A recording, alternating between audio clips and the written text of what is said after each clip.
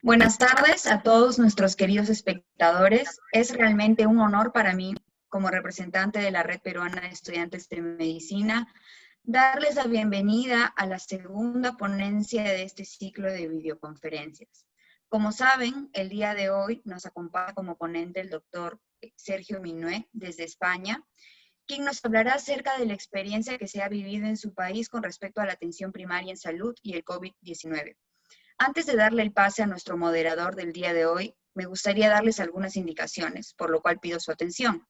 Es muy importante que para registrar su asistencia llene la encuesta que saldrá al final de la ponencia, bueno, cuando ya haya acabado la sección de preguntas y respuestas. También es muy importante evitar el uso del chat, ya que este muchas veces sirve como un medio distractor. Y finalmente, las preguntas que tengan, por favor, pueden colocarlas en la sección de preguntas y respuestas que les aparece en la parte inferior de la plataforma Zoom. Sin más que añadir, doy el pase al doctor Gustavo Franco Paredes, médico salubrista y coordinador macro región Lima de la Red de Docentes, Investigadores y Entidades Formadoras en Salud Pública. Doctor Gustavo, lo escuchamos. Muchas gracias, Génesis. Buenas tardes con todos. Realmente estamos reiniciando las conferencias que en esta segunda parte, puesto que la primera se realizó durante la semana pasada, están más enfocadas en el tema de la atención primaria. Un hecho que ha llamado la atención de los participantes ha sido cómo es que funcionan los sistemas de salud, por qué se habla de estas deficiencias, cuál es el rol de la atención primaria. Inicialmente, el foco de atención en un evento tan crítico como el de la pandemia tiene que ver con los ventiladores, con las salas de cuidados intensivos, porque nos confrontan con el evento final del término de la vida por una enfermedad como la que nos está asolando en el mundo actualmente. Sin embargo, hay todo un funcionamiento del sistema que está en cuestión. Hay una parte muy importante del sistema que son los establecimientos que se vinculan con la cercanía, con la proximidad a la vida de la gente, los lugares donde las gentes se enferman, donde las gentes viven, donde transcurren los primeros momentos por los cuales acceden además a una atención. Y esto es lo que se denomina en varios lugares el primer nivel de atención. Los niveles de hospital son el tercer nivel de atención, el nivel de mayor complejidad. ¿Cuál es el rol de estos establecimientos que trabajan en primer nivel? ¿Cuál es el rol que tiene la atención primaria, que ciertamente abarca más que solamente el primer nivel, frente a un evento como la pandemia? Y para tratar estos temas, el día de hoy tenemos la experiencia de un país que es una especie de ejemplo de lo que es un sistema basado en atención primaria, que es el caso de España. Si bien es cierto, durante los últimos 15 años, esta capacidad tan bien cimentada que tenía España se ha ido deteriorando por factores que seguramente el doctor Minué nos podrá comentar.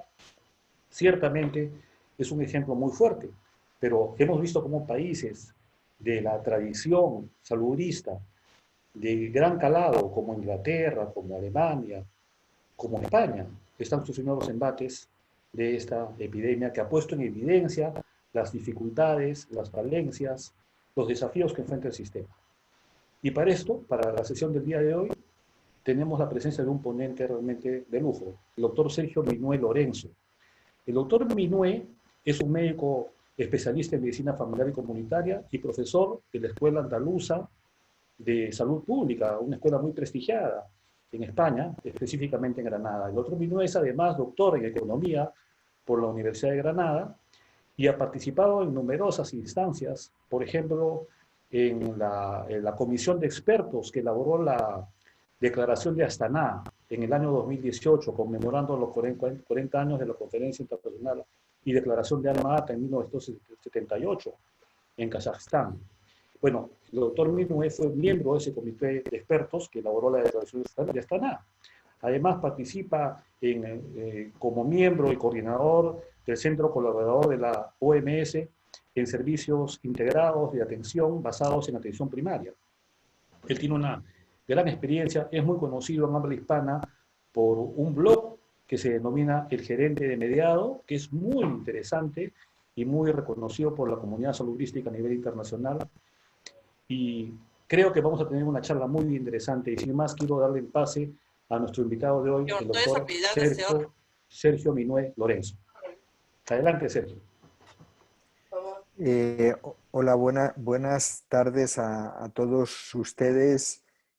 Para mí es un enorme privilegio estar hoy con ustedes compartiendo más que respuestas, preguntas, ¿no? En relación con algo que nos atañe a todos, yo creo que por primera vez en la historia de la humanidad, porque yo creo que la gran diferencia que puede tener esta pandemia con otras es que precisamente la situación de globalización en la que nos encontramos desde hace ya varias décadas, en este caso concreto, ha llevado a que un problema que en otras épocas de la historia probablemente solo afectara a un determinado continente o a una determinada región, en este caso concreto nos afecta a todos, afecta a toda la humanidad.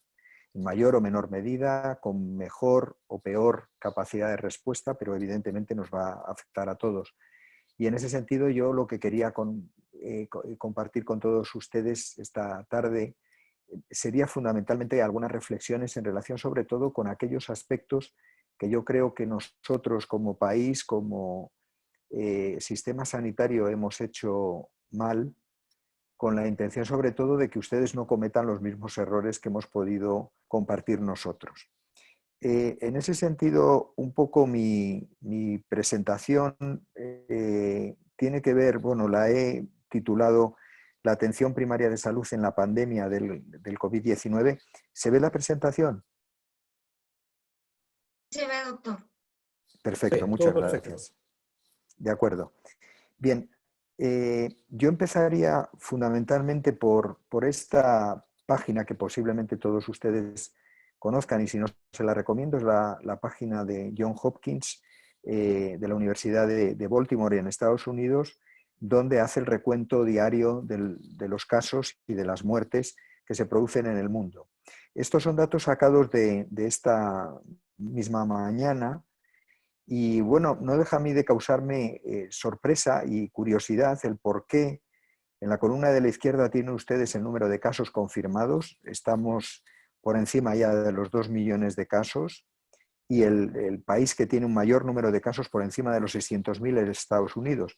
Pero curiosamente, en la parte de la derecha, que es donde viene el número de muertes, el país que se considera que tiene más muertes es Italia, seguido de España, de Francia, de Reino Unido y de Nueva York.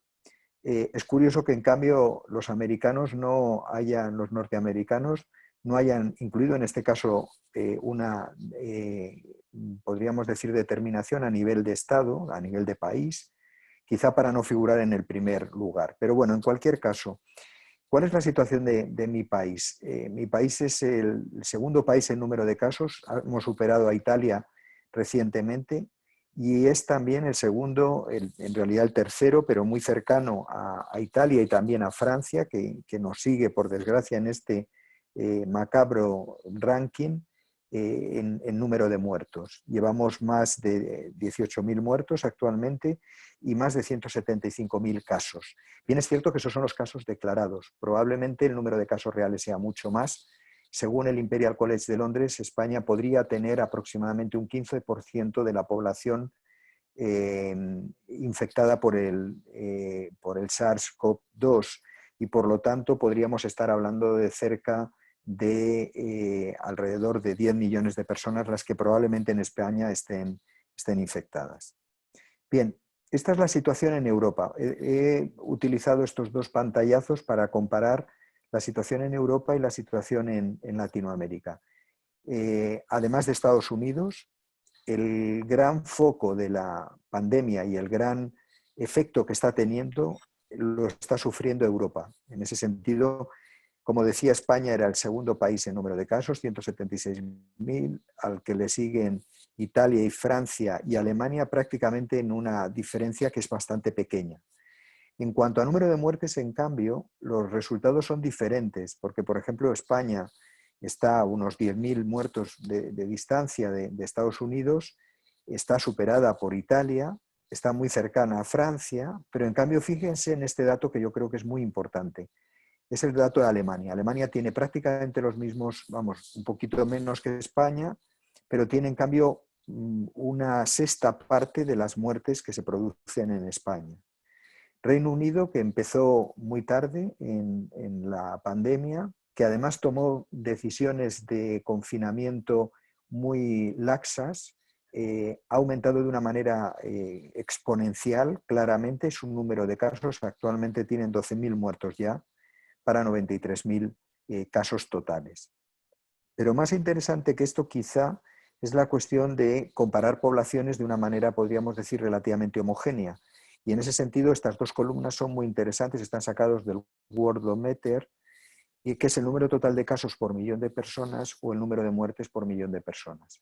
Y en ese sentido, por ejemplo, España tiene es el mayor número del mundo en número total de casos por millón de personas, 3.800, y también el número de muertes, 397. Por lo tanto, lo que está claro es que, bien por errores que haya cometido el sistema, o bien por azar, por mala suerte, o bien porque evidentemente las características de nuestra población la hacían muy susceptible a sufrir lo que estamos sufriendo, somos el país que está teniendo un mayor impacto, un mayor efecto en la salud y en la vida de las personas del mundo.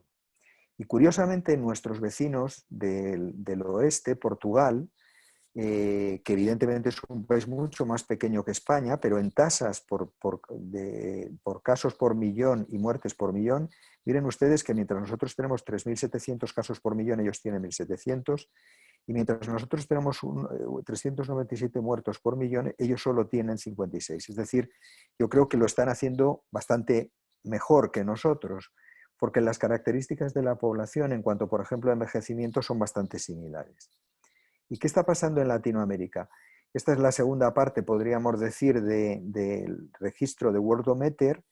Brasil claramente está por encima del resto de los países hermanos de Latinoamérica, tiene 26.000 casos y 1.500 muertos, al que sigue precisamente su país, Perú, que tiene 10.000 casos para 230 muertos. Aún así, tanto en tasas de casos por millón como de muertes por millón, ustedes están en una situación inmejorable con respecto a los países de Europa.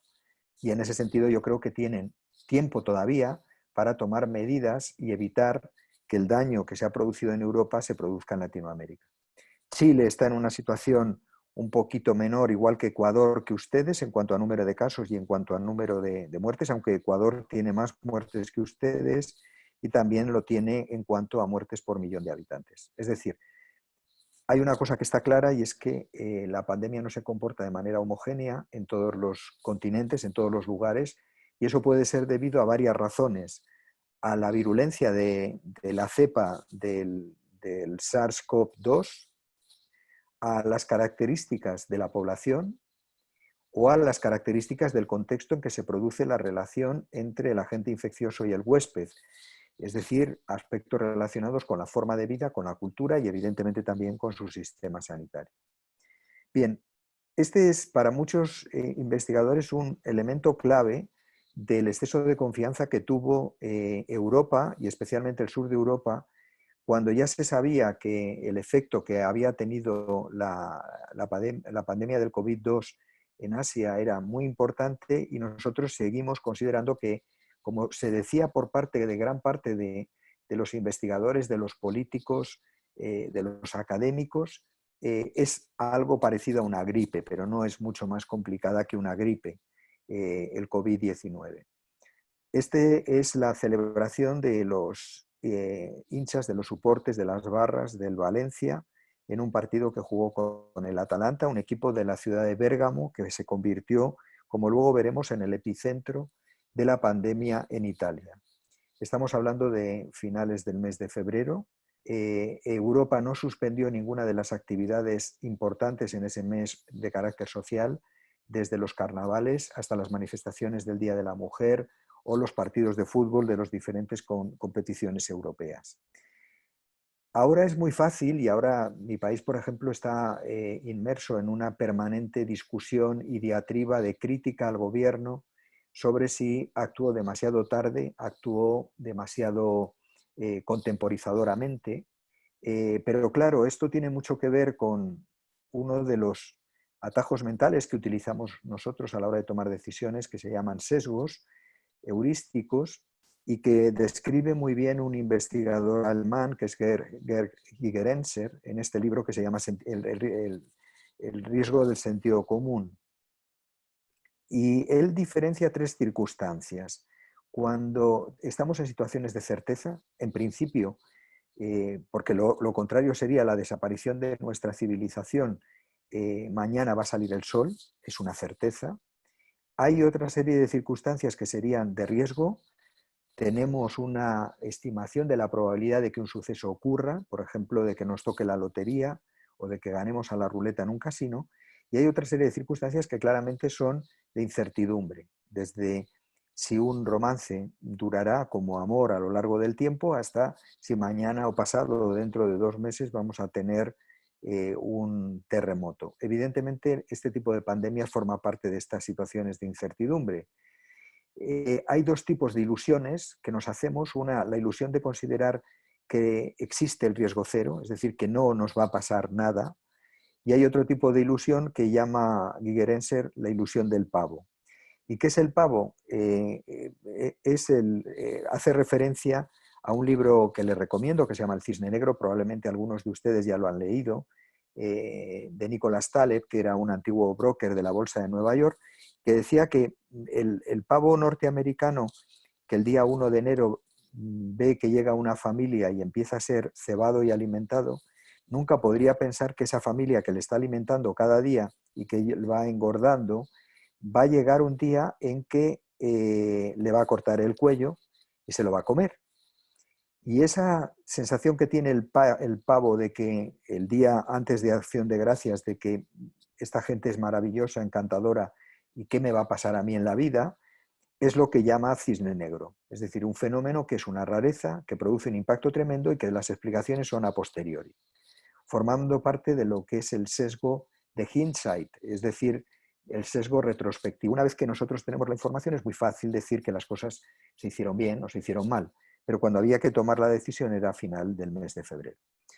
No hay que olvidar además que esto está sacado de un autor que se ha convertido en una referencia a la hora de hacer modelos matemáticos para saber qué va a pasar con la pandemia, que es Tomás Puello. Es un francés, pero de origen español, que ahora mismo está trabajando en Silicon Valley, en California, y que hizo unas estimaciones de lo que iba a pasar con respecto a la pandemia que se han convertido en premonitorias.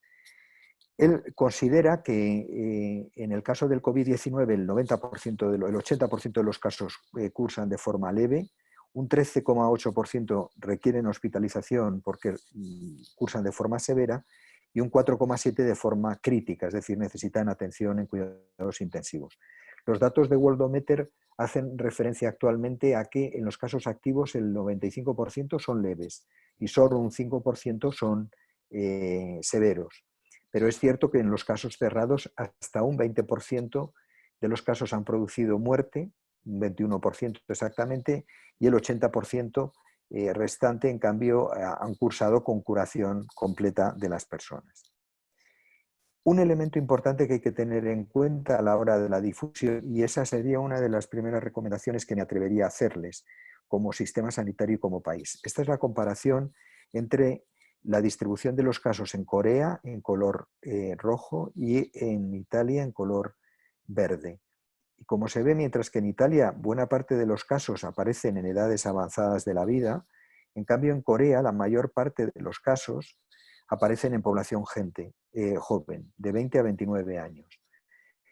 ¿Por qué? ¿Cuál es la diferencia entre Italia y Corea? Que Corea hizo muchísimos tests cuando se vio ante el aluvión de casos iniciales y le permitió saber que eran precisamente los jóvenes los que estaban transmitiendo la enfermedad a las personas más mayores. Y no hay que olvidar que aquí la enfermedad no golpea por igual a todas las clases sociales, golpea mucho más a los pobres, a todas las etnias. En Estados Unidos está golpeando más a la etnia afroamericana, golpea mucho más a las personas que tienen enfermedades, fundamentalmente enfermedades crónicas, cardiorrespiratorias o metabólicas como la diabetes, y golpea mucho más a las personas de mayor edad, es decir, al adulto mayor. ¿Qué vieron en Corea? Que eran precisamente los hijos o los nietos los que transmitían la enfermedad a las personas más mayores, y lo que hicieron fue una estrategia muy radical, no de confinamiento de toda la población, sino fundamentalmente de la población que estaba ya contagiada. Y en ese sentido se le aislaba en su domicilio y se aislaba y se sometía a cuarentena a todas las personas que hubieran tenido contacto con él. Bien, el problema, por tanto, del COVID-19 no es tanto una cuestión de la gravedad de la infección, no es el ébola, en cuanto a mortalidad tampoco es el MARS, ni siquiera es el SARS, pero sí que tiene un efecto brutal en la capacidad del sistema sanitario de darle respuesta. Y lo que hace es colapsar los sistemas sanitarios, porque lo que ocurre es que hay muchas personas que a la vez necesitan atención hospitalaria o atención en unidades de cuidados intensivos. Este es en cierta manera el pico que tiene la infección sin medidas, y de lo que se trata, y todas las estrategias van dirigidas a ellos, es en aplanar esa curva para que el sistema sanitario pueda irlo atendiendo progresivamente y tenga capacidad de respuesta. Volviendo a Tomás Puello, una de los posts que puso en Medium, en uno de los blogs donde él publica, es que estas serían la forma de crecimiento en función de que no hagamos nada, que era lo que está haciendo, por ejemplo, Bielorrusia en Europa, lo que inicialmente hizo Bolsonaro, aunque luego su ministro de Salud está modificando las intervenciones de no hacer nada hacia algo parecido a una mitigación o a una supresión, y lo que hizo en Europa Boris Johnson y en América Trump, en el sentido de, bueno, esto es como una gripe y no hay que hacer absolutamente nada. En ese caso, el crecimiento de los casos es brutal. Las estrategias de mitigación, que es un segundo escalón, podría considerarse que son aquellas donde únicamente lo que se hace es recomendar a las personas que están infectadas que no salgan de su casa y, en todo caso, poner en cuarentena a sus contactos. Las estrategias de supresión, en cambio, lo que actúan es como un martillo, y en ese sentido lo que hacen es confinar a las personas, a todas las personas de un país, al mayor número posible, excepto los servicios esenciales, es decir, los que mantienen a la gente alimentada y los que mantienen a la gente en las mejores condiciones de salud posibles. Como digo, a todo el resto del país se los confina en el domicilio, con la intención de que a lo largo del tiempo vayan sometiéndose a periódicos procesos de confinamiento, que ahora también explicaremos. El Imperial College de Londres fue el responsable de que Boris Johnson, el primer ministro británico, cambiara, por así decirlo, de estrategia, de una estrategia de laissez-faire, es decir, de prácticamente no hacer nada, a estrategia ya de confinamiento, al menos de las personas de mayor edad, de las personas que están infectadas y de los contactos que pudieran tenerlo, precisamente porque consideraban que, de no ser así, cerca de 500.000 de personas morirían en Reino Unido en los próximos año y medio y cerca de 2 millones en Estados Unidos. Bien, hay dos formas de entender por así decirlo, el trade-off o el balance de si realmente tiene sentido un confinamiento radical de la población, como es el que ha ocurrido en España y en Italia, o en cambio medidas mucho más relajadas como las que han seguido en Europa, por ejemplo, Suecia, Holanda o especialmente Alemania. Y también hay investigadores de enorme prestigio, unos a favor de un tipo de medidas y otros a favor de otros. Por ejemplo, Horton, director del Lancet, el 12 de marzo decía, lo repito, no estoy siendo alarmista, lo que está sucediendo en Italia es real y está ocurriendo ahora. Nuestro gobierno no está preparado para esa realidad. Necesitamos inmediatamente un distanciamiento social y políticas de cierre de la población. Necesitamos preparar al Sistema Nacional de Salud. Esta es una súplica seria. El 14 de marzo decía, algunos observadores en el Reino Unido están excusando la inacción del gobierno, sugiriendo que la evidencia es muy compleja y que las decisiones deben estar finamente balanceadas. Pero algunas veces en las decisiones en emergencias son realmente claras. Para el COVID-19 el objetivo era y es prevenir muertes evitables ahora mismo y no podemos esperar. El Departamento de Salud le contestó diciendo que nuestra respuesta como gobierno está basada en la mejor evidencia disponible y seguiremos las guías de los expertos, a lo que Horton contestaba, Esto de aquí es otro enorme error. La respuesta del Reino Unido necesita aprender las lecciones que están sucediendo en China y que ahora están sucediendo en Italia. La política del Reino Unido no está basada en la evidencia porque parece que ignoran la importancia más evidente de todas. Realmente es increíble lo que está haciendo el gobierno. Horton, Greenhalgh, investigadores de enorme prestigio en Reino Unido, presionaron fuertemente al gobierno británico para el confinamiento completo de la población. Incluso Horton llegó a publicar en el Lancet que la actitud del gobierno británico era un escándalo nacional. En el otro extremo de la balanza, Ioannidis, profesor de Stanford, precisamente hablaba no de que esto fuera un error las medidas de distanciamiento social, sino que no había suficiente evidencia todavía y creo que se necesitaban, eran más pruebas antes de tomar decisiones, que no hay que olvidar que una decisión de confinamiento social absoluto, como en el caso de España, evidentemente tiene la ventaja de que puede evitar el contagio, pero tiene el enorme inconveniente de que puede empeorar mucho la salud de la población por otro tipo de problemas, puede generar problemas gravísimos de salud mental, sobre todo en niños, y evidentemente desde el punto de vista económico es una auténtica calamidad para el país. España tiene una previsión de recesión con una caída del Producto Interior Bruto de cerca del 10% según el Fondo Monetario Internacional para este ciclo. Pero bueno, en definitiva, esta imagen que yo pensé que jamás podría ver en mi vida, estos son Madrid, Granada, París y Venecia, es real, está ocurriendo ahora mismo y está ocurriendo desde hace un mes, con unos resultados que no sé muy bien hasta qué punto pueden compensar el enorme sacrificio que están llevando a cabo estos países. Esta es la evolución de casos de España. El Ministerio insiste en que el número de muertes va reduciéndose cada vez más, pero la realidad es que cada día nos levantamos con 500 nuevos muertos en España producidos por el COVID-19.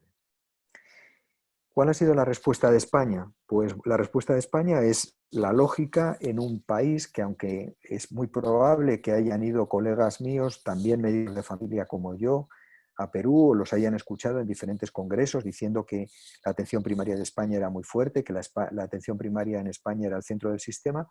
Eso no es cierto. El centro del sistema en España, como en buena parte de los países del mundo, es el hospital. Y la respuesta que se le ha dado a la pandemia del COVID-19 es una respuesta desde el hospital.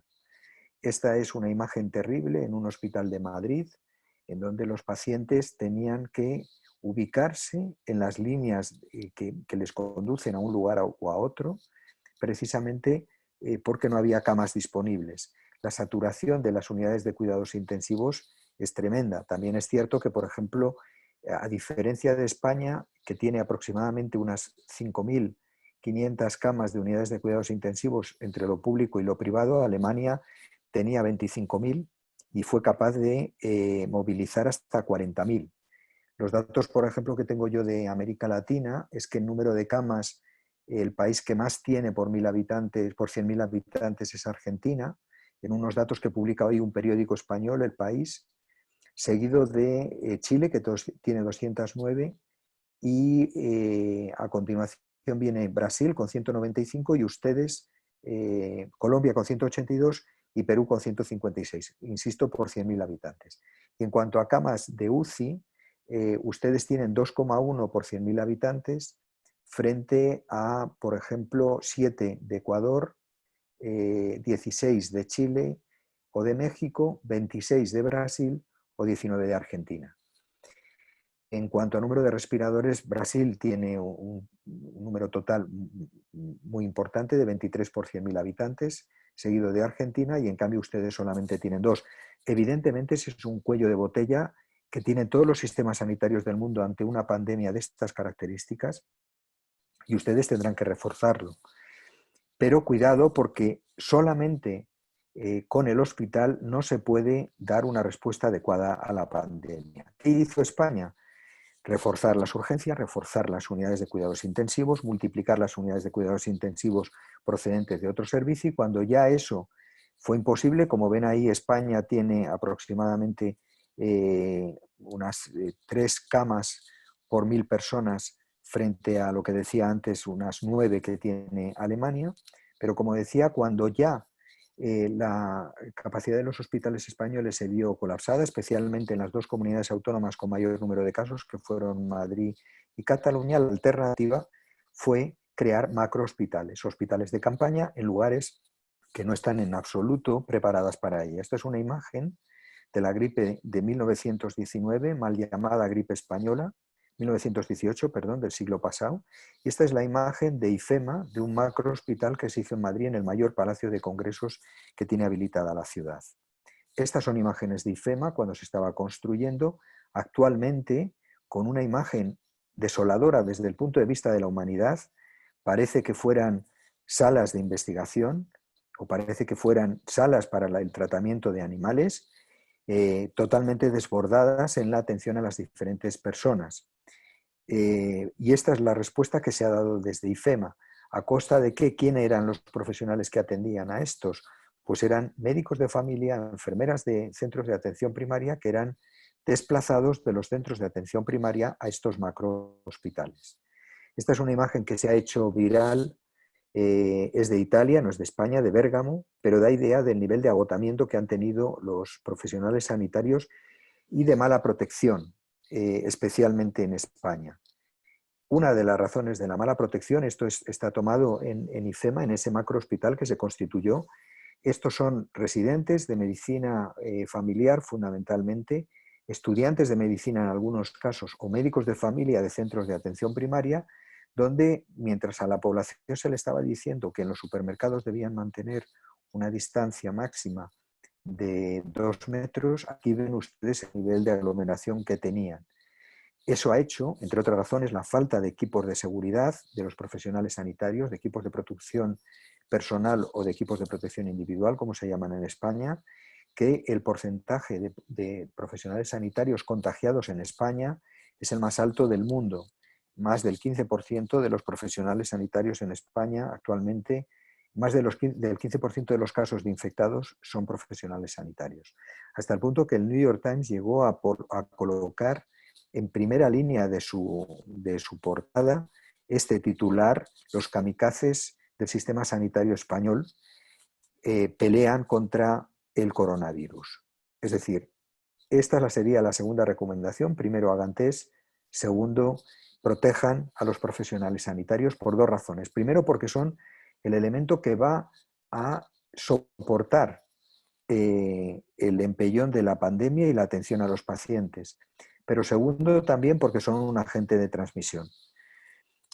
El segundo elemento importante que yo quiero resaltar y que en parte justifica los resultados tan horribles que tiene España: más de la mitad de los muertos en España eran personas mayores, adulto mayor, que vivían en residencias de ancianos, donde las condiciones de salubridad, las condiciones de distanciamiento, las condiciones de seguimiento de las personas mayores ha sido muy, muy deficiente. En definitiva, y con esto querría acabar esta primera parte, antes de pasar a la segunda, que es un poco el rol de la atención primaria. En España, el COVID-19 se ha comportado como una infección nosocomial, fundamentalmente porque la mayor parte de los casos se han producido en hospitales y en residencias de ancianos, y que ha sido expandida por los profesionales sanitarios. Y una de las razones de que haya sido expandida por los profesionales sanitarios es que a estos profesionales se ha tendido a concentrarlos en grandes lugares, fundamentalmente hospitalarias. Y en ese sentido es la necesidad, de nuevo, de reforzar la atención primaria para poder dar respuesta, en este caso concreto, a la pandemia, que voy a exponer en 10 minutos antes de acabar para ajustarme al tiempo. Este es un artículo publicado en New England Journal of Medicine de un grupo de colegas italianos, médicos de hospital, no estamos hablando de médicos de primaria, médicos de hospital todos ellos, del Hospital Juan 23 en Bérgamo, el epicentro de la pandemia de COVID-19, donde aquí se ve un poco la evolución, el crecimiento exponencial de todas las regiones de la Lombardía, una de las regiones nortes de Italia.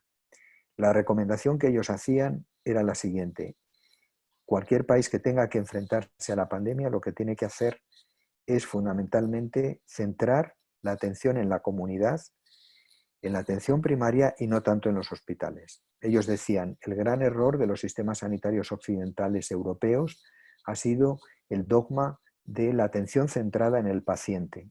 Y para esta pandemia lo que necesitamos es atención centrada en la comunidad, no en el paciente.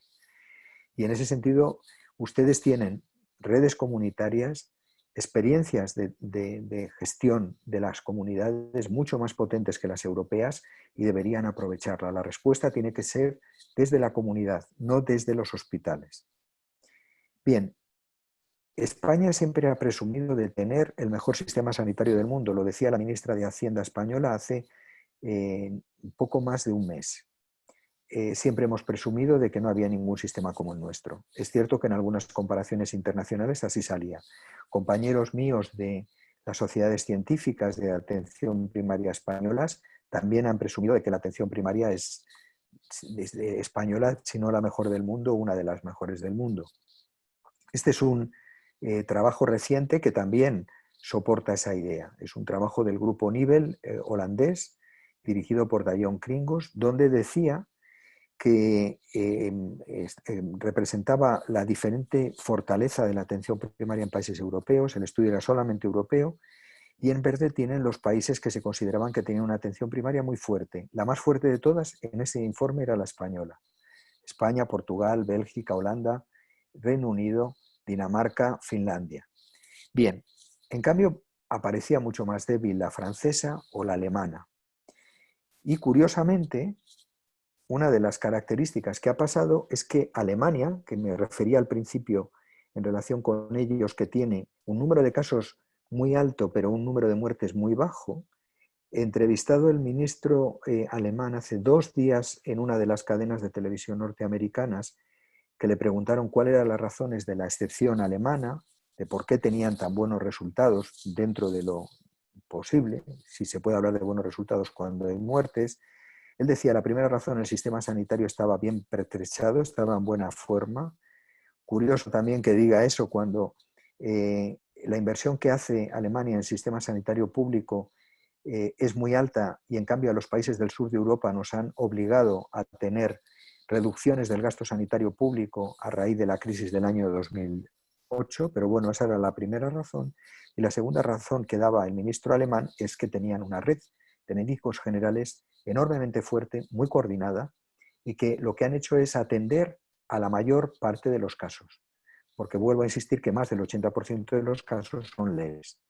Y lo que han hecho no solamente es atender a los leves, sino también identificar muy precozmente tanto a los asintomáticos como a los que tienen síntomas leves, como a través de la atención primaria y los médicos generales, los médicos familiares. ¿Qué ha hecho en cambio España? Pues esto es una página de un periódico catalán, que bueno, todavía es España, y en ese sentido, como se ve ahí, la traducción es más de la mitad de los centros de atención primaria catalanes están cerrados. Cataluña y también Madrid, en eso no se diferencian. Lo que hicieron fue cerrar muchos centros de atención primaria y trasladar, como he dicho antes, médicos de familia y enfermeras a los grandes hospitales de campaña. Esta es una foto tomada del grupo de trabajo que estuvimos elaborando la Declaración de Astana en el año 2018. Una de las recomendaciones era que era necesario hacer una nueva declaración que sustituyera a Alma-Ata, precisamente porque la necesidad que tenía de atender y de reforzar la atención primaria en la mayor parte de los países del mundo seguía siendo tan importante como siempre. Y el ejemplo que se ponía era el caso de la epidemia de ébola. Los países que habían dado mejor respuesta en África eran precisamente aquellos que tenían una atención primaria más desarrollada. Para los estudiantes que estáis asistiendo a esta reunión, simplemente quería recordar las funciones esenciales de la atención primaria que en su momento definió Barbara Starfield, profesora de Hopkins, precisamente en el año 1994, en un artículo en Lancet, y decía que una atención primaria es fuerte cuando es muy accesible y se utiliza por parte de la población, es el primer contacto, cuando la mayor parte de la población la utiliza como fuente fundamental de atención a lo largo de toda su vida, de la cuna a la tumba, como dicen los ingleses, con un rango de servicios disponible muy alto y que además los dan efectivamente, no podríamos decir de manera teórica, y donde además coordinan toda la información, todas las diferentes atenciones que se le ha dado a un paciente en diferentes lugares del sistema sanitario. Estas funciones esenciales las complementaba Starfield con otras tres: que la atención pone su foco en la familia, en la comunidad a la que pertenece la persona y teniendo en cuenta sus peculiaridades de carácter cultural. Estas características son aún más importantes que nunca en este momento, porque la población necesita tener cuidados accesibles, es decir, que sean rápidamente alcanzables por parte de la población, que además la persona a la que consultan una duda, un problema, sea una persona que conozcan y por lo tanto sea su habitual médico, su habitual enfermera, su habitual agente comunitario, su habitual trabajador social o su habitual psicólogo, que no solamente le atiende el COVID-19, sino también el resto de los problemas y que además coordine toda la atención que se le viene dando a lo largo del tiempo. Estoy acabando ya, solamente algunas referencias de que esto está modificando sustancialmente la manera de atender en Europa. De una manera fundamental. Ahora mismo en Alemania, en Inglaterra, en Holanda, Bélgica y España, por supuesto en Italia, la mayor parte de las consultas que se dan en atención primaria no son presenciales. No se le deja a las personas que acudan cuando ellas quieran al centro del primer nivel de atención. Son telefónicas y virtuales, con el objetivo de que el contacto que se establezca sea el menor posible. Esto está sacado de un trabajo de Trisha Green en British Medical Journal, donde orienta de cómo debe hacerse una consulta a través de vídeo. Por supuesto, todos estos documentos están disponibles, los pueden encontrar en el blog que ha comentado el doctor Franco al principio, el gerente de Mediado. Toda esta información está ahí disponible. Este, por ejemplo, es el protocolo que elabora Asturias en España, donde esencialmente se trata de que ante la petición de atención por parte de los pacientes, que genera una lista, el médico y la enfermera de esos pacientes les llama uno por uno. La mayor parte lo resuelve por teléfono y únicamente cuando considera que es necesario el contacto físico, bien en el centro o bien en el domicilio, el médico y la enfermera se trasladan al domicilio en el caso de ser preciso ese traslado, o si no, lo atienden en el centro. ¿Cómo? Fundamentalmente de dos maneras. En todos los centros en España y en buena parte de Europa se está diferenciando lo que los ingleses llaman hot hub o cold hub, es decir, pacientes hot hub que necesitan atención ante sospecha de atención por COVID, o bien pacientes que vienen por otro motivo de consulta y que podrían tener el COVID, pero no es la razón fundamental. Insisto en que todos estos protocolos los tienen disponibles en el blog. ¿Qué va a pasar de cara al futuro? Me lo preguntaban antes de comenzar la conferencia. El Imperial College establece que va a haber picos de infección del SARS-CoV-2 que van a generar la necesidad de establecer periodos de confinamiento sucesivos a lo largo de este año y del año próximo. Y en ese sentido va a haber varias olas de la epidemia. Una primera en la que estamos ahora, que son los casos que han necesitado sobre todo ingreso en UCI, en unidad de cuidados intensivos. Una cola de esta que sería la recuperación de los que han salido de la UCI. Una tercera que tiene que ver con los problemas por haber restringido los recursos al COVID-19, pero de otra serie de problemas que son urgentes. Otra ola relacionada con la atención a los problemas crónicos y luego una permanente y muy alta, como ven aquí, relacionada con la salud mental, con el trauma físico, con la cuestión del daño económico que esto va a generar especialmente a los más vulnerables y especialmente del burnout en las profesiones sanitarias. Este es uno de los artículos del British Medical Journal del día 30 de marzo, donde decía el COVID-19 va a cambiar la práctica de la medicina general para siempre. Como decía Horton, el director del Lancet, todas estas funciones van a ser imprescindibles una vez que pase la pandemia y salgamos de casa. Y en cierta manera el dispositivo del sistema sanitario mejor situado para poder dar respuesta va a ser la atención primaria. Esto ya se veía venir. Esto es del 2015, una reunión de Commonwealth Fund de los países más ricos del mundo. En naranja o rojo tienen los que consideraban, y estamos hablando de los 11 países más ricos del mundo, que la atención primaria necesitaba cambios radicales. La diferencia es que España seguía y sigue con una atención primaria del año 1978. Imagínense ustedes que tuvieran que conducir este coche, hablar por este teléfono o ver esta televisión. Ya se decía en el año 2018 que un 25% de los médicos decían que el 10 al 20% de sus pacientes no necesitaban un contacto físico en la consulta. Y buena parte de los pacientes consideraban que buena parte, independientemente de la cohorte de edad, que parte de sus problemas podían ser resueltos a distancia. 2/3 de las consultas a médicos generales en Reino Unido y posiblemente en el mundo no necesitan un médico. Ustedes están mejores, en muchas ocasiones, mejores pertrechados que los países europeos, cuya atención primaria se ha centrado casi exclusivamente en la figura del médico general o de familia y de la enfermera.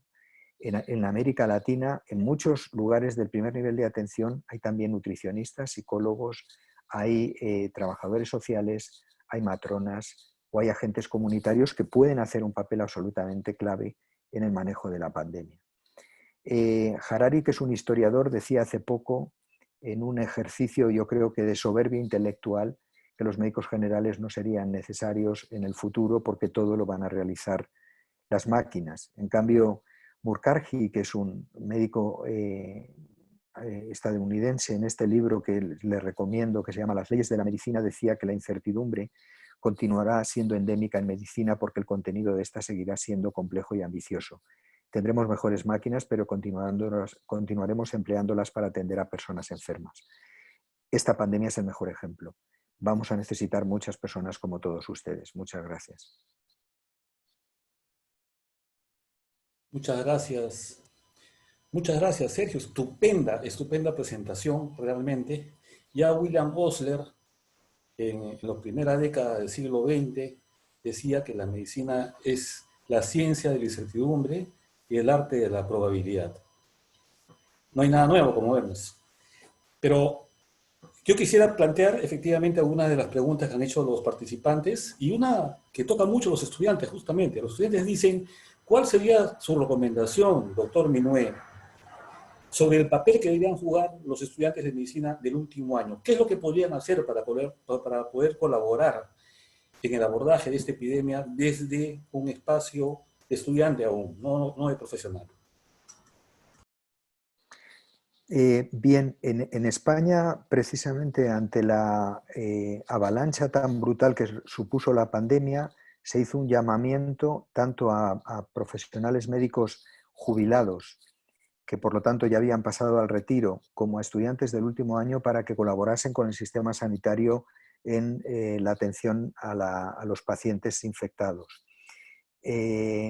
Lo que pasa es que eso fue un llamamiento, hubo una respuesta importante por parte de ellos, pero luego hubo un gran problema de gestión de todos esos profesionales que se habían manifestado dispuestos a colaborar y no estaban provistos los procedimientos de organización necesarios para su incorporación. En ese sentido, de nada sirve la voluntad de un estudiante de poder colaborar si la gestión no está suficientemente desarrollada para poder organizar en qué medida y en qué manera ellos pueden dar apoyo. Latinoamérica tiene muchas ventajas con respecto a España en la formación de médicos. Lo digo porque España tiene una formación, igual que en Perú, de 6 años, pero que es fundamentalmente de carácter teórica. La formación práctica la adquirimos en el periodo de residencia, en el periodo MIR, cuando hacemos la especialidad. Génesis me comentaba antes en relación con el último año de cuando hacíamos el internado. Nosotros hace 1000 años que no hacemos internado y eso hace que los estudiantes de medicina españolas salgan muy poco capacitados para habilidades de aplicación directa inmediata.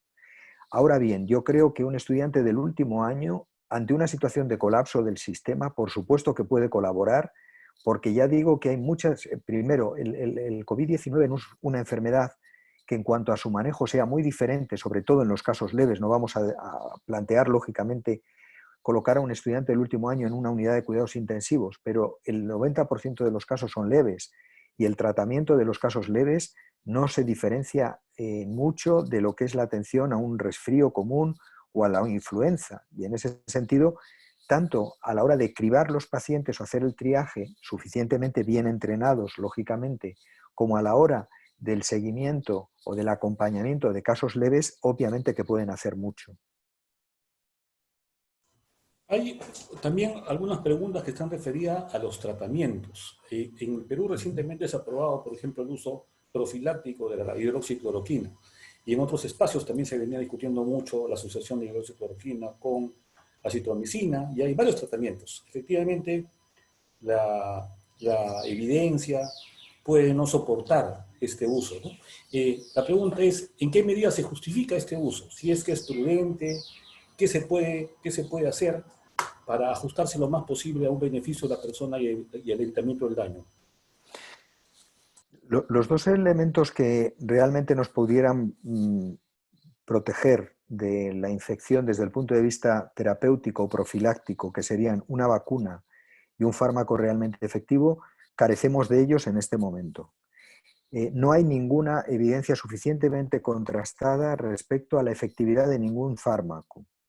Lo que está ocurriendo en España, por ejemplo, es que precisamente ante esa tendencia que hemos conseguido trasladar a la sociedad de que para cualquier tipo de problema, médico o no médico, hay un fármaco, se están administrando en España, por ejemplo, en el hospital de campaña ese que mencionaba yo, en IFEMA, de manera sistemática a todos los pacientes, la combinación de hidroxicloroquina con acitromicina. En ocasiones se les asocia también algunos antirretrovirales que se han utilizado en otro tipo de infecciones por otro tipo de virus. Pero no hay evidencia suficientemente contrastada, aunque hay ensayos clínicos ahora mismo de todos estos fármacos, hasta ahora no hay evidencia de que realmente eso funcione. Lo que está funcionando es, para los casos leves, medidas de tratamiento sintomático, fundamentalmente mediante analgésicos, antiinflamatorios no esteroideos y demás, aparte de las medidas de hidratación y de reposo que ocurren en cualquier infección respiratoria. Y luego, en los casos severos, evidentemente, es el poder ayudar a la persona a mantener su funcionamiento respiratorio y circulatorio el tiempo suficiente para vencer al virus mediante su propio sistema inmunológico, o bien protegiéndole de la exageración de la respuesta inmunológica que buenamente tienen, porque, como probablemente hayan leído reiteradamente, tiene tres fases. Una primera que es más ligada a lo que es la propia infección del virus, pero luego tiene otra que es claramente inflamatoria. Pero los tratamientos, incluso en unidades de cuidados intensivos, son de soporte, son de mantenimiento, son de ventilación. En ese sentido, a mí me parece que lo que hay que hacer es ser prudente también, porque los efectos secundarios que pueden tener estos fármacos no son menores, y además se están produciendo, en el caso de España, desabastecimiento para pacientes que sí que se podrían, por ejemplo, beneficiar de la hidroxicloroquina. Ha llamado mucho la atención la afirmación frente al sentido común de que España es un gran sistema de atención primaria, basado en la atención primaria.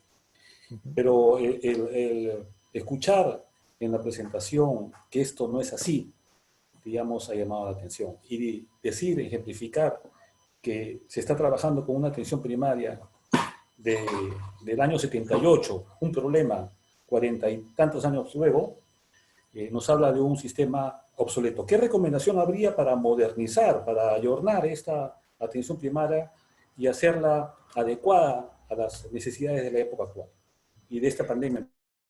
Sí, yo llevo, y vamos, yo no soy ninguna excepción, hay muchos colegas míos en España, muchos investigadores que lo llevamos diciendo desde hace 15 años. Porque el problema de la atención primaria en España no viene de ahora, lo conversábamos antes de empezar a estar en antena con todos los colegas. Realmente España hizo un esfuerzo espectacular en la década de los años 80, pasó de un sistema de atención primaria muy primitivo, basado en una consulta de un par de horas de un médico general, donde una enfermera le ayudaba a hacer las recetas, a una atención primaria como países que tenían una atención primaria muy fuerte, esencialmente el Reino Unido. Eso empezó a cambiar en el año aproximadamente 95, año 2000, donde toda la inversión volvió a centrarse en los hospitales. Cuando llegó la crisis económica del año 2008, que significó una caída de un 1%, más de un 1% del Producto Interior Bruto de inversión en el sistema sanitario público, del 6,5 al 5,5, en el que estamos ahora mismo, ese ejercicio de recorte lo hicieron tanto administraciones de un signo político como del otro, daba igual, en la atención primaria. El recorte brutal fue en la atención primaria. Atención primaria en España es el único, yo creo que, quitando Alemania, pero Alemania es que cobran por cada paciente visto, pero atención primaria en España tiene una media de 5 minutos por paciente, entre 5 y 7 minutos para atender a cada paciente hasta ahora, y puede haber centros que tengan 30, 40, 50, 60, 70 pacientes al día, lo cual es completamente demencial. Precisamente lo que necesitaría la atención primaria ahora, y yo creo que es el momento para que con esto nos demos cuenta de que si un sistema sanitario no tiene una atención primaria suficientemente fortalecida, nunca va a ser un buen sistema sanitario. Tendríamos que recuperar esos valores.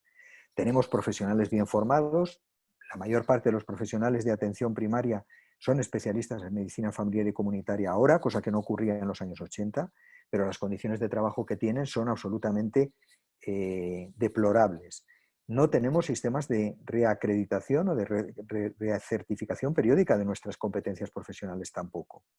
En ese sentido, lo que se necesita primero, por supuesto, es una inversión multimillonaria en atención primaria, pero también un cambio radical del modelo de prestación del servicio en el primer nivel de atención. No podemos seguir con el del año 78, no podemos seguir solo con médicos y enfermeras cuando las necesidades que tienen los profesionales, las personas hoy mismo en la sociedad moderna son múltiples. Necesitamos rehabilitar a las personas mayores, necesitamos a alguien que atienda a las residencias de los ancianos, que han sido la mitad de los que se han muerto. Necesitamos personas que hagan de verdad un buen tratamiento de los problemas de salud mental que vamos a tener, y eso no lo tenemos ahora. Y decir lo contrario es engañarnos a nosotros mismos. Efectivamente. ¿Y cuáles serían algunas recomendaciones desde la formación? Porque efectivamente los estudiantes reconocen que la formación en la gran mayoría de facultades, no solamente en el Perú, pero también en el Perú, tienen que ver con una formación en el ámbito fundamentalmente hospitalaria, fundamentalmente orientado a la recuperación, más que a la promoción y a la prevención, que son menos valorados. ¿Qué rol le adjudicas a la formación y qué cambios deberían implementarse en la formación de pregrado, fundamentalmente, cuando no en posgrado también para los estudiantes y los residentes? Yo no conozco con suficiente profundidad, aunque he tenido la enorme fortuna de dar clase en universidades de Perú en algún momento, pero no tengo suficiente conocimiento como para, y además sería una temeridad por mi parte hacerle recomendaciones a ustedes. Tienen que, lógicamente, analizar su sistema y ver cómo lo podrían fortalecer. Sí que puedo hablar de mi país. En mi país, la universidad sigue siendo una universidad del siglo XIX para retos del siglo XXI. McMaster en Canadá da formación en medicina en 3 años, con un nivel de calidad exactamente igual que McGill, que la da en 4.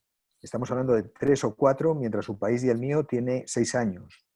En ese sentido, yo creo que hay muchos contenidos que probablemente no sean necesarios hoy en día y en cambio se necesitan habilidades completamente diferentes. Por ejemplo, la cuestión de la gestión de una pandemia, porque también ese es otro error que hemos cometido en las últimas décadas. Todo el mensaje era por la cuestión de que se había producido una transición epidemiológica de las enfermedades agudas a las crónicas, a las no transmisibles. ¿Dónde están ahora las no transmisibles? O sea, lo que nos está tumbando como humanidad es una enfermedad aguda, transmisible claramente, que habíamos ignorado pensando que eso era cosa del siglo XIX. Necesitamos recuperar, lo ha comentado muy bien en relación con la cita de Osler, la base de la medicina es la incertidumbre y el arte de gestionar el riesgo. Y en ese sentido, ese tipo de valores son absolutamente esenciales en la medicina del siglo XXI. Justo con otro tipo de métodos, de tecnologías hipermodernas que nos van a ayudar, pero tenemos que mantener esos valores dentro de lo que es la formación de nuestros estudiantes y sobre todo con una orientación a que cuanto antes puedan incorporarse a la sociedad para dar respuesta, lo que ustedes hacen con el internado del último año y nosotros no. Es decir, se necesita una nueva rediseño de los programas formativos, de la malla curricular, para dar frente a los retos que vamos a tener en el siglo XXI y que esta pandemia nos va a cambiar de una manera radical.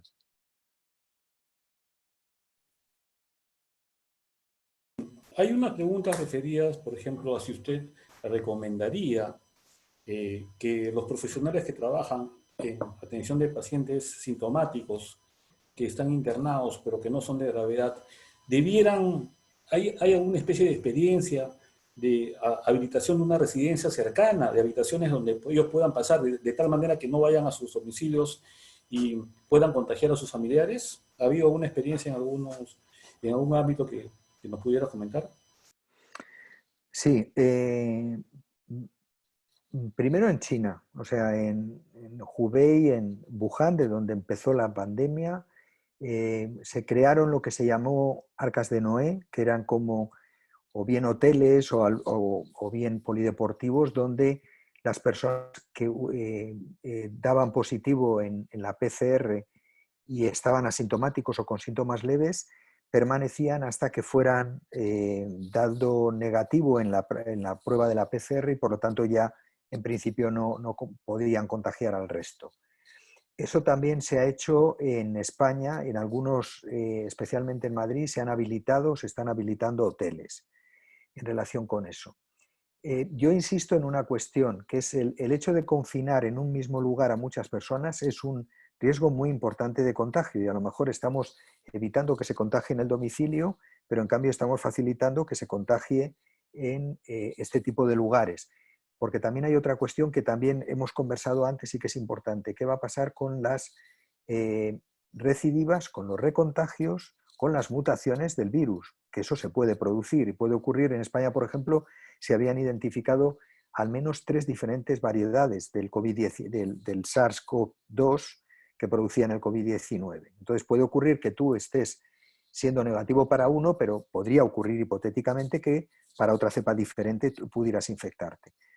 Yo creo que la mejor recomendación es que las personas antes de ponerse en una situación grave y por lo tanto simplemente si están asintomáticos y no lo saben, o bien cuando tienen casos sintomatología leve, permanezcan en el domicilio y se aíslen cuando sepan que son positivos del resto de la familia. Yo tengo un familiar ahora mismo, por ejemplo, en Madrid, positivo, que lleva ya 3 semanas con positividad y que está aislado en su habitación y no ha contagiado a nadie más. O sea, eso se puede hacer dentro de un domicilio.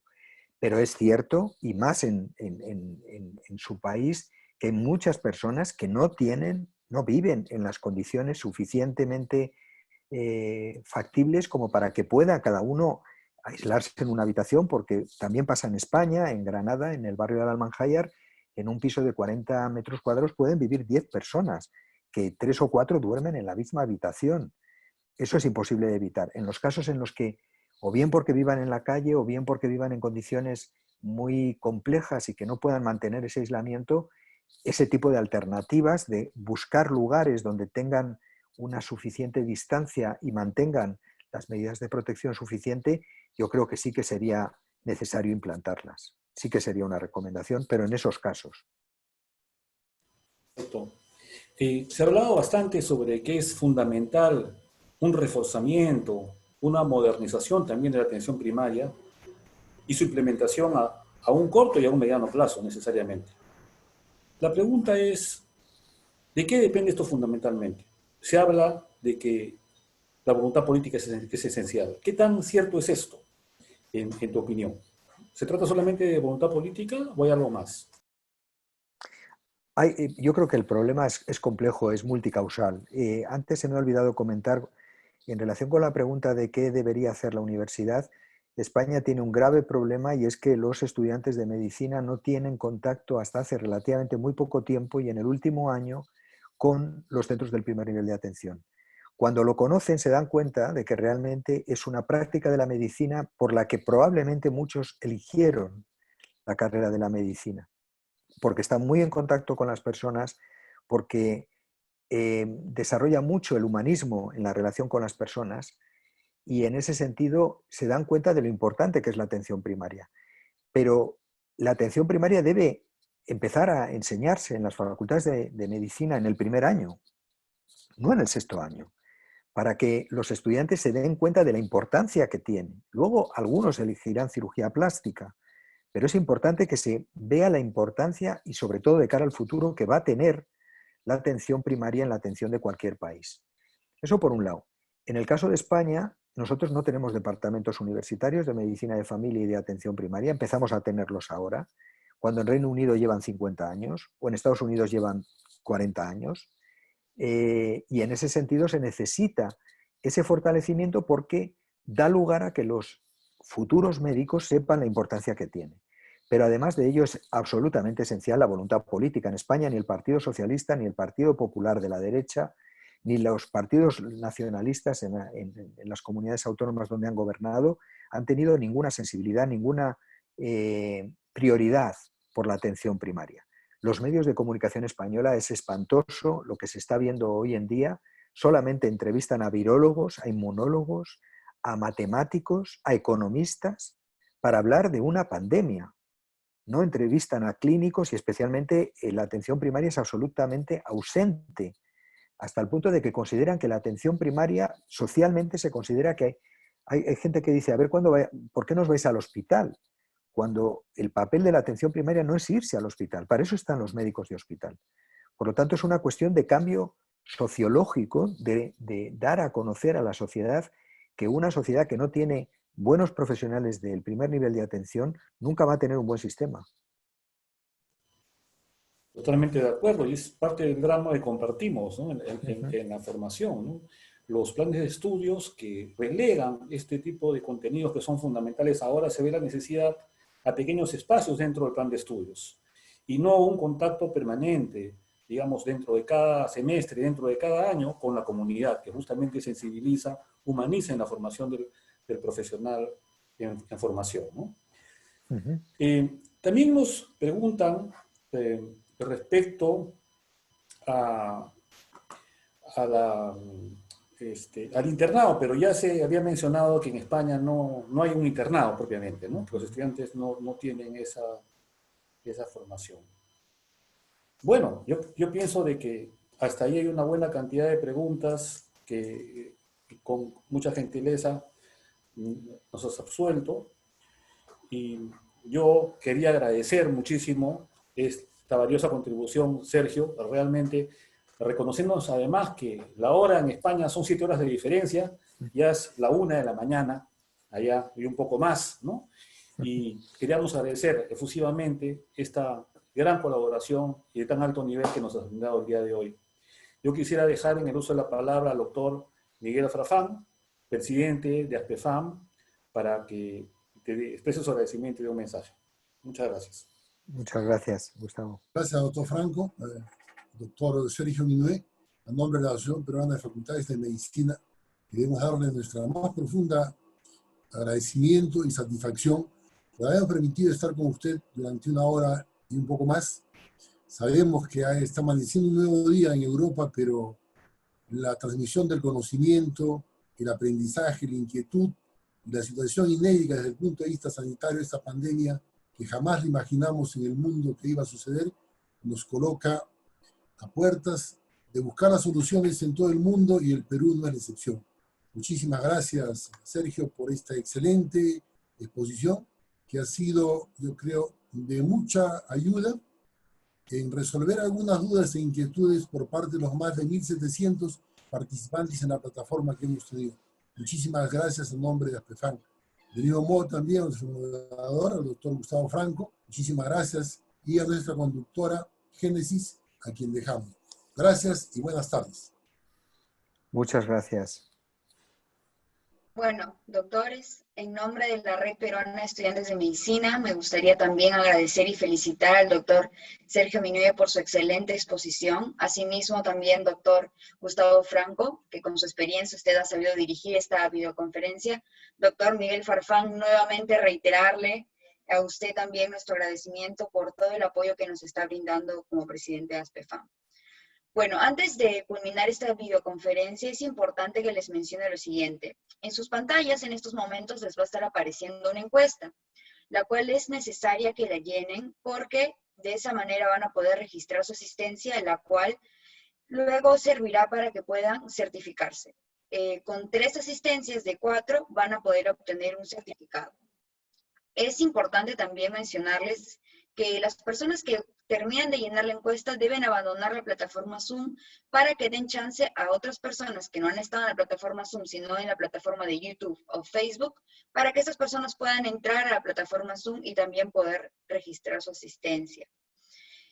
Invoco también a estas personas que han estado en otras plataformas a que puedan ingresar a la plataforma Zoom, por favor.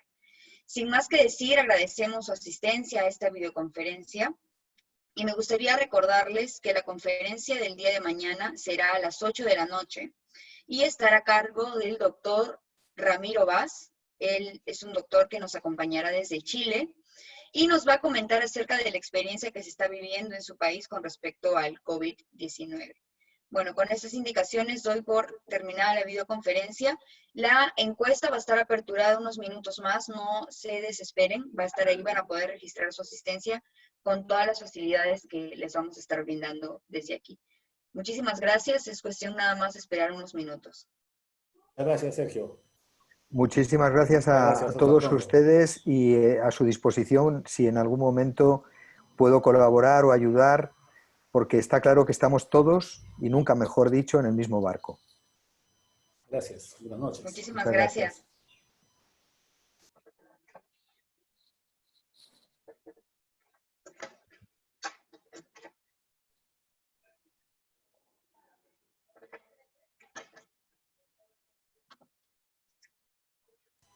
Ok, Génesis. Muy bien, Génesis, genial. Estupendo. ¿Te gustó la presentación?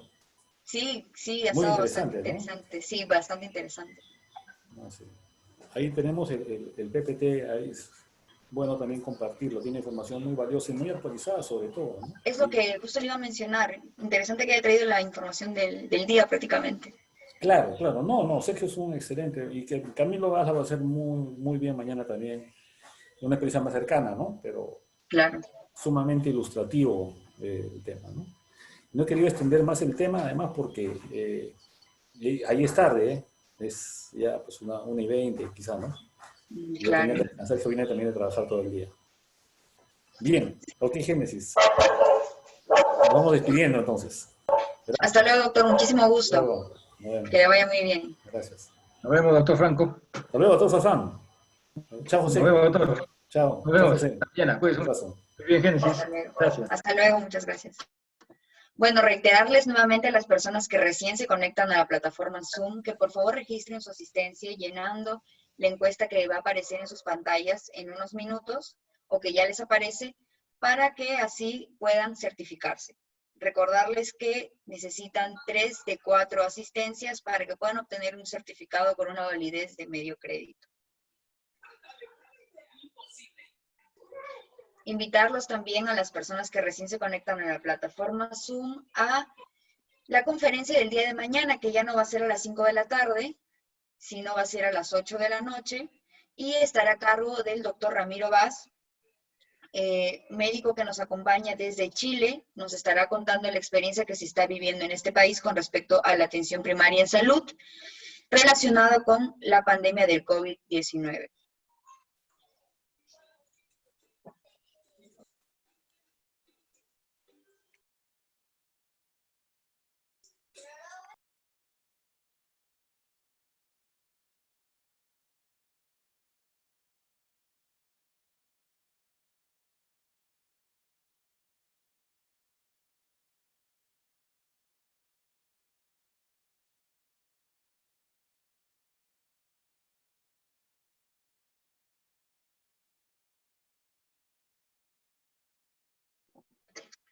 A las personas que recién se están conectando a la plataforma Zoom, recordarles que es muy importante que llenen la encuesta para poder de esta manera registrar su asistencia.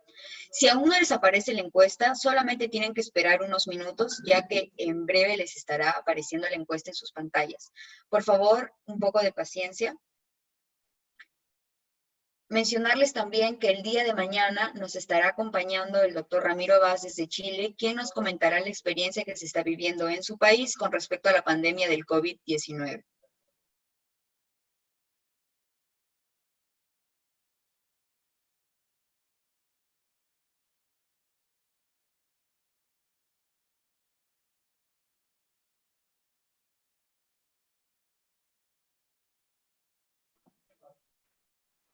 Recordarles también que las personas que ya llenaron la encuesta de manera satisfactoria pueden retirarse de esta plataforma para permitir el ingreso de otras nuevas personas.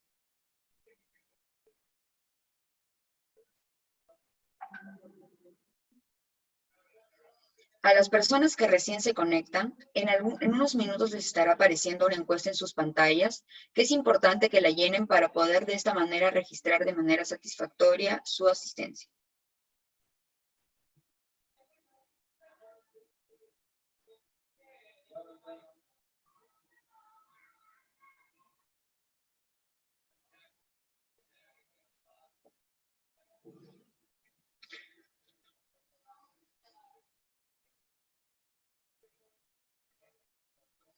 Recordarles también que el día de mañana nos estará acompañando el doctor Ramiro Vaz desde Chile, quien nos estará comentando la experiencia que se está viviendo en su país con respecto a la pandemia del COVID-19.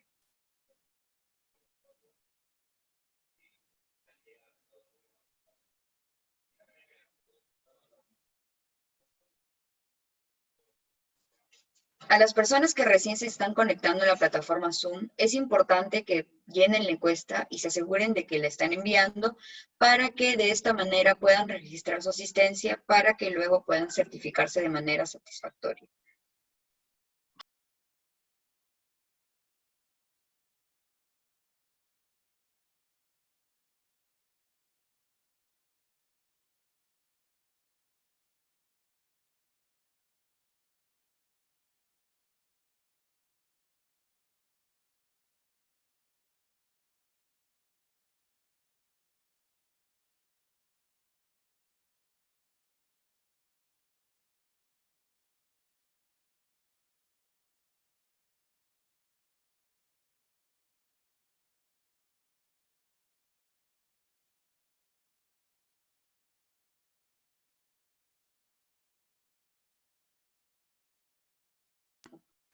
A las personas que recién se conectan a la plataforma Zoom, en unos minutos les estará apareciendo una encuesta en sus pantallas, la cual es necesaria que llenen para poder registrar de esta manera su asistencia.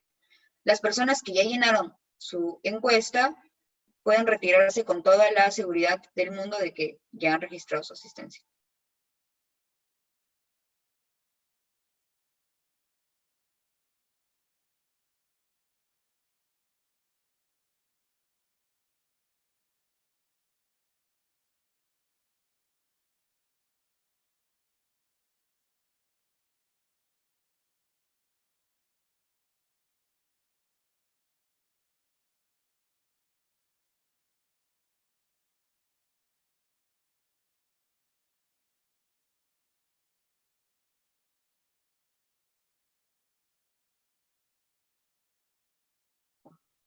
Recordarles también que el día de mañana nos estará acompañando el doctor Ramiro Vaz desde Chile, quien nos hablará acerca de la experiencia que se está viviendo en su país con respecto a la pandemia del COVID-19.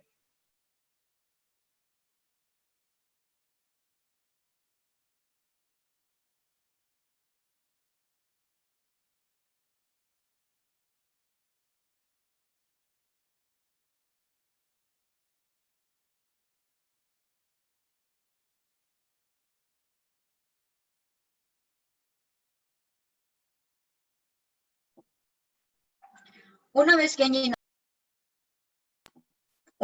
llenado la encuesta, pueden abandonar la plataforma Zoom, ya que la videoconferencia del día de hoy ha culminado. Pero no abandonen la plataforma Zoom hasta que no hayan llenado la encuesta, por favor. Es muy importante.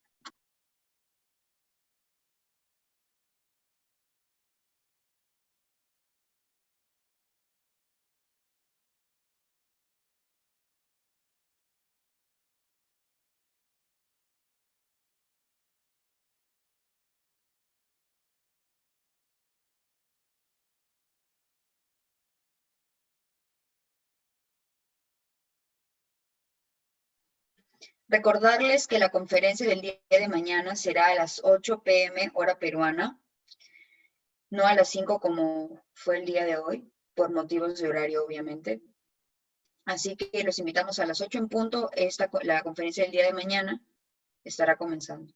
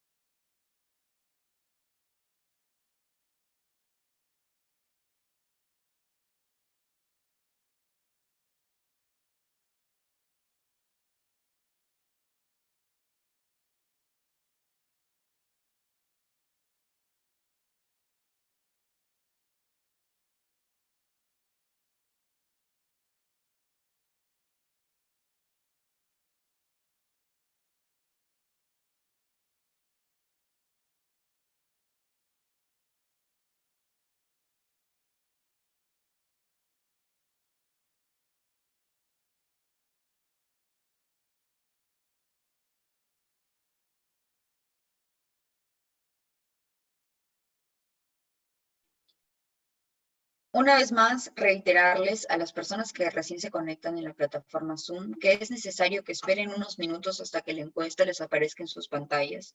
Esta encuesta tiene que ser llenada, ya que les servirá para poder registrar su asistencia y de esta manera certificarse.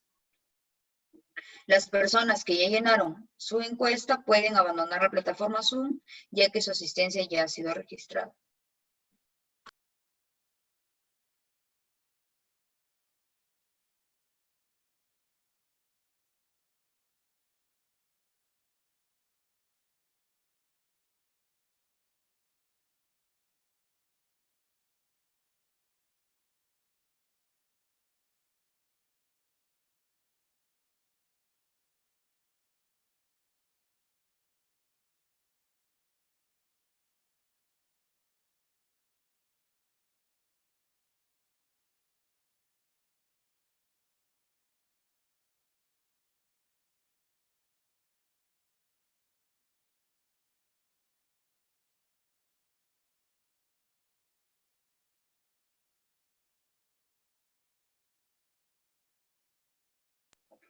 A las personas que ya llenaron la encuesta y a las personas que ya están, bueno, sobre todo a las personas que recién se están conectando, es importante que esperen unos minutos hasta que la encuesta les aparezca en sus pantallas. Esta encuesta tiene que ser llenada y enviada para de esta manera registrar su asistencia con la finalidad de que puedan certificarse. Las personas que ya llenaron la encuesta y la enviaron correctamente, pueden abandonar ya la plataforma Zoom, ya que la ponencia del día de hoy ha sido terminada.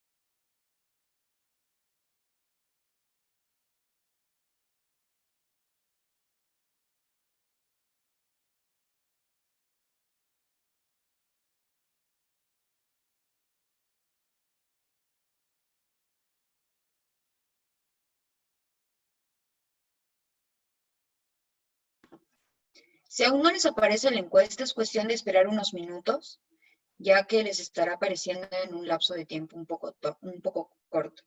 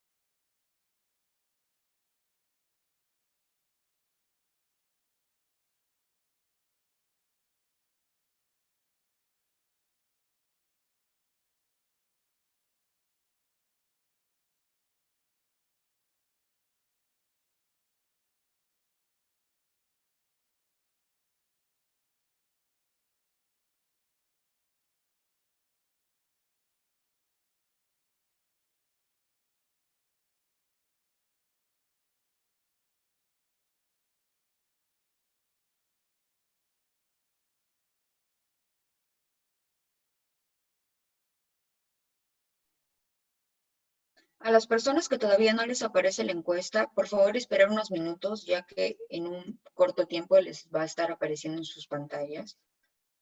Por favor, un poquito de paciencia.